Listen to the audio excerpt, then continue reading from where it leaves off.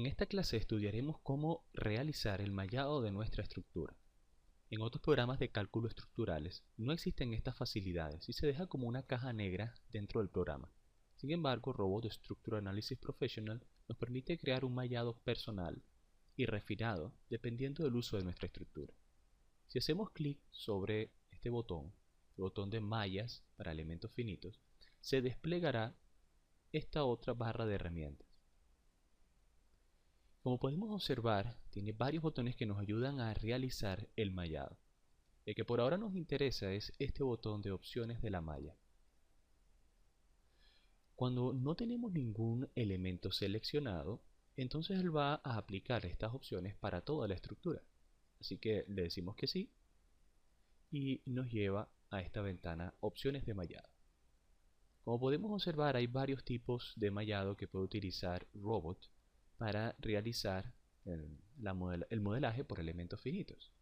Para verlo más de cerca, yo voy a hacer clic sobre opciones avanzadas, donde se nos muestra en esta imagen qué es lo que implica cada uno de esos métodos. Por ejemplo, el método de Kunz es un método en el que se pueden utilizar elementos cuadrangulares o tetraédricos, pero también puede utilizarse elementos triangulares, voy a dejarlo en cuadrangular, o hexaédricos, que son cubos. Y en el método de Delany también se utilizan formas cuadrangulares y tetraédricas combinadas. Además de eso, en opción de generación de la malla, podemos especificar que la generación sea automática, es decir, que el grosor del elemento se calcula automáticamente a través del robot. Pero también podemos especificar un tamaño específico de ese elemento. En mi caso yo voy a colocar 1.5, ser el tamaño de la arista de esos elementos. Hay una gran cantidad de parámetros que podemos tomar en cuenta para generar nuestro mallado, pero por ahora me voy a concentrar solo en estos básicos. ¿Ok? Y voy a volver a entrar en la opción de mallado. Voy a colocar que el método de mallado admisible sea por selección automática y que el tamaño del elemento sea de 1.5.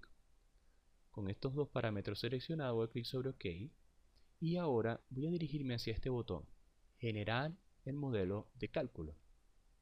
Eso generará los elementos finitos dentro de cada uno de los paneles que tenemos seleccionados. Entonces yo voy a hacer clic sobre generar. Él abrirá la ventana de cálculo donde está generando el mallado por elementos finitos y nos mostrará cuál es la etapa en cada uno de ellos. Quizás el que más tarde sea este de la asignación de atributos de paneles sólidos, pues como podemos observar hay varios paneles en nuestro edificio y cuando es un elemento en 2 dimensiones tendrá que generar una gran cantidad de divisiones internas. Así que vamos a esperar a que termine el análisis y nos vemos cuando termine la corrida. Muy bien, ya ha terminado el proceso de generación de los elementos finitos y nos muestra que no hay ningún error. Sin embargo, da una advertencia y especifica acá que la carga no fue distribuida correctamente porque no hay objetos o elementos para transferirla en la superposición de la carga.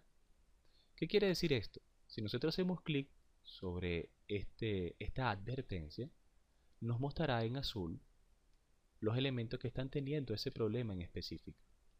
Y tiene lógica, pues, la manera en que estos paneles pasan las cargas hacia el edificio debería hacerse a través de una viga, y aquí no existe.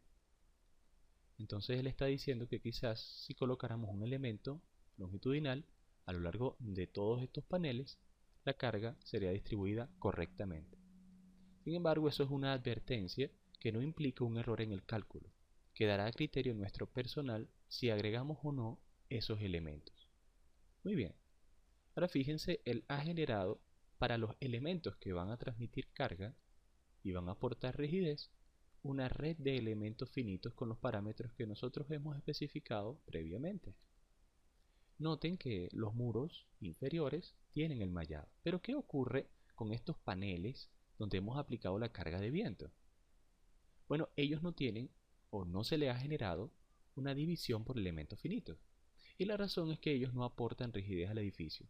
Recuerden que los construimos a través de estructura y bajo la opción de cerramientos. Pero estos cerramientos nos sirven únicamente para establecer, por ejemplo, cargas de viento. Sin embargo, no aportan rigidez a la estructura, como podrían ser cristales y otros elementos parecidos. Por eso, debido a que no aportan rigidez o no se toman en cuenta en el cálculo, tampoco se genera un mallado para ellos. Pero, a diferencia de estos paneles exteriores, las losas y los muros sí que tienen su propio mallado. Podemos nosotros cerrar esta herramienta ahora e irnos a la opción inferior donde dice modelo de cálculo por elementos finitos y activar o desactivar la visualización por elementos finitos. Muy bien, el siguiente paso es crear nuestro análisis o correr nuestro análisis, ya después de haber creado correctamente la simulación por elementos finitos. Vamos a eso.